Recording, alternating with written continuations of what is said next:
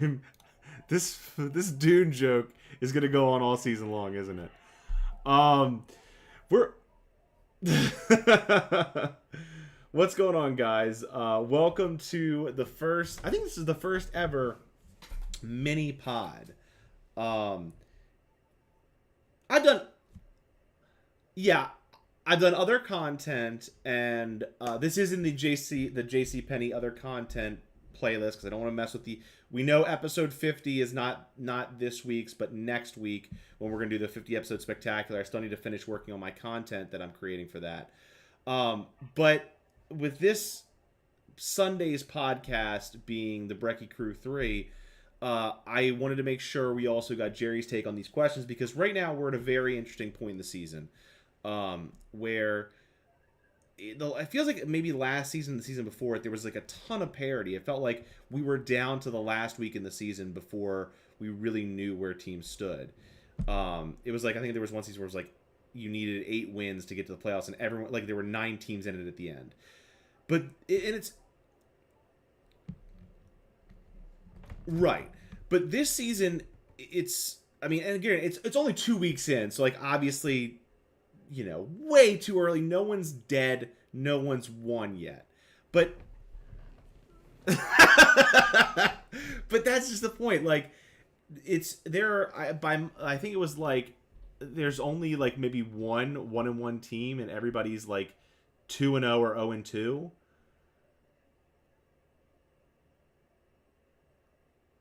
Okay, so like that's surprise. That's not usually how it goes. There's usually a little more parity in the league. Oh, hold on a second. Technical difficulties. I don't know why they can't hear you. It's almost like I did it intentionally. No, hold on. I'll fix this. Give me a brief indulgence. I know you can't hear Jerry. I'm working on it. Hang on. Let me see what I can do. Add source. Audio.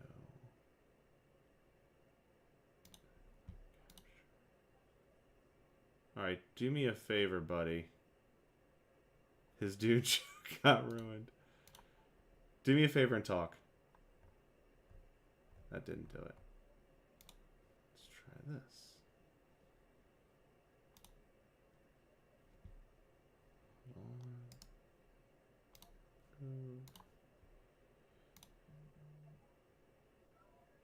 One more time. Do me a favor and talk now. I don't know. I've never had this problem before. I can hear you fine. Oh, hold on. Now, one more time. It's not... I don't understand why...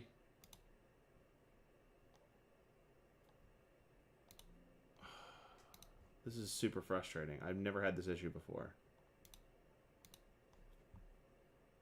Well, that's what I'm saying. It's all the default settings. I don't know why in the world I'm running into this now.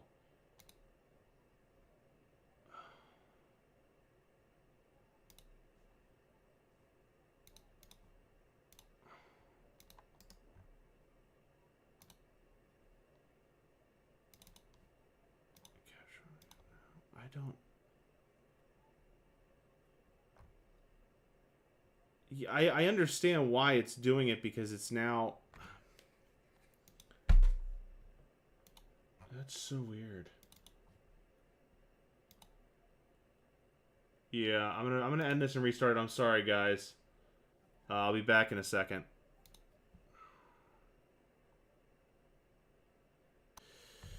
We're back. We are back. Hopefully you can hear me. My Dune joke got ruined. I'm upset. So I don't know what happened with OBS, but like it now has an application audio capture that I have to do that I never had to do before. Wait, you should Jason, be able to... you can't hear me? I just saw Jason now. say. I just heard Jason say still can't. Still can't hear. I don't know if they heard you talking. McMillan says can hear him. So let us know in the chat if you can hear Jerry. All right. Jason, maybe your speakers are just muted. Smith. We can hear. Jason's being an asshole, I guess, then, because if 2 people can hear, then clearly he can hear. This is great. We're just trolling. I hate my friends. God damn. So what we were saying, but you can only hear me saying, was that there hasn't been as much parity early 2 weeks into the season as there normally is at this time of the year with so many 2-0 and 0-2 teams.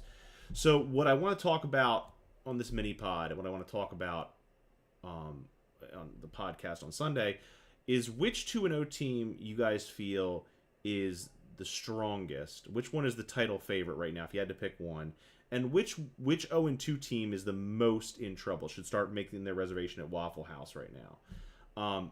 Before we get to that, though, and while we're loading that issue in the chamber, just want to give a shout out to our wives, 4 of whom, and Isabel, went out in Leesburg and had the first Fantasy Wives League event, I think, in history. Picture on your screen. Yeah, I mean, like, this is what I dreamed of. Like, the league is connected, you know? This is what you dreamed of? This is what I dreamed of. Look at I've got the picture of Claire watching Red Zone. Our kids are going to be doing this someday. We're going to pass the league on to our children. It'll be great. And this podcast will still get 5 views an episode. So shout out to our wives for being awesome and doing that. But now to the question at hand, and Jerry, I want to get your takes on these. So let's start with the good. There are 4 2-0 teams currently. There's myself, Brad, Zach, and James. If you look at the points scored, all 4 are, I believe, also in the top 4 of points scored at 250 or more each. And I'm the most at 277, but Brad's right there with me. So like there is that kind of highest group of scoring where are the 2-0 teams. Of those 4 teams, who would you least want to play? Who's the one that you'd say, I could see this team making it in winning a title? So I think I have a really easy answer here, because one of my top 3 just happens to be at 2-0 and is within a point of being the leading scorer. And my answer is Brad. Justin Jefferson's just like, Sam Darnold's fine. That's all I need. I need somebody with a pulse. Nico Collins, number 2 wide receiver. A-Chain, number 3. Josh Allen kind of had a down week, but like, what did he get? 2? I mean, don't worry, guys. He's only still averaging 1 rushing touchdown per game. Like, up and down his roster, he has people that you like, even people that you weren't expecting to like immediately be like a top guy, like Calvin Ridley with Will Levis, number 13 wide receiver right now. Like, I'm seeing a lot of single digits and low teens on his roster. Yeah. I mean, looking at Brad's roster, he does have a pretty stacked team overall. And what's really been surprising is how even early on he weathered that Jordan Love injury, right? Which he might play this week. Like, I'm flabbergasted. I saw a thing that there's a potential that he plays this week. But I think part of it, too, is that Ayuk's given him nothing. And Deebo Samuel's not playing this week. Yeah. No Christian McCaffrey. Like, Ayuk is all of a sudden the number 1 option on that team. Well, and that's the thing is, the reason Brad has been so good, besides Josh Allen being the absolute gem of the draft at 6, and yeah, I am regretting not taking Josh Allen already. It's early. He's only the number 6 quarterback. He put up 9 points last week. Let's not get, but I see what you're saying. Like, I regret not drafting Josh Allen. I'll say it now, and I'm not going to spoil my takes for the pod. He scored 9 last week. Before that, what did he score? That's like literally Brad's like, what I just said. No, but Brad said he scored 9. Calm down. He scored 31 before that, Brad. Like, yeah. Hey, Brad. Also, how about you wait 30 seconds till you can catch up and listen to what we're actually saying before you. It's like But no, it sounds so familiar. Where did somebody say that he only scored 9 points last week? but Achan and Pollard both have been studs early. Pollard looks like the guy in Tennessee, and Achan with Mostert's injury last week was a monster. Uh, Brock Bowers looks like a stud at the tight end position. So like, there's a lot to like, and Nico Collins also has been huge. Like, That's what I'm there's saying. Nico Collins is number 2 wide receiver right now. It's pretty. there's a wild. lot to like about Brad's team. I do agree with you on that point. So then turning now back to the standings for a second, as far as the 0-2 teams go, we've got Scotty, McMillan, you who changed your team name. I don't understand the 13578 reference yet. I'll tell you in just a minute. Okay. And Alex. So Alex, by the way, was only when I saw a comment, I think, on the Facebook post for the mini pod. And when he learned about the content, what we'd be discussing, he posted that Simpsons Ralph Wiggum quote of "I'm in danger." Danger. So, Alex, you feel like that. You're not as bad off as you'd think. So my default answer, I would want to say, because just from picking from somebody who I expected to be in the bottom 3 and is currently in the bottom 3, I'd like to say McMillan, but I am in danger. My 1, 3, 5, 7, 8, those are all of my draft picks that have missed time already. Christian McCaffrey, back-to-back years, my number 1 overall pick, on the IR before the season starts. And it's like in moments where it looks like it might get a little bit better. Like, hey, Puka Nacua goes on the IR. Cooper Kupp's the guy. Yeah, for 1/2. Also, I don't know if anybody remembers, but James and I had a slap bet last week on who would finish better, Mike Evans or Cooper Kupp. And look what happened. No. It's not as bad as you think, because Mike Evans in the 1 o'clock window put up 5.7 points. Seems like an easy win. Cooper Kupp in the first half, 5.7 points. And what happens? Doesn't play another down. We fucking pushed on a slap bet. My season has gone to shit within 2 weeks. And I don't even get the benefit of slapping the shit out of James.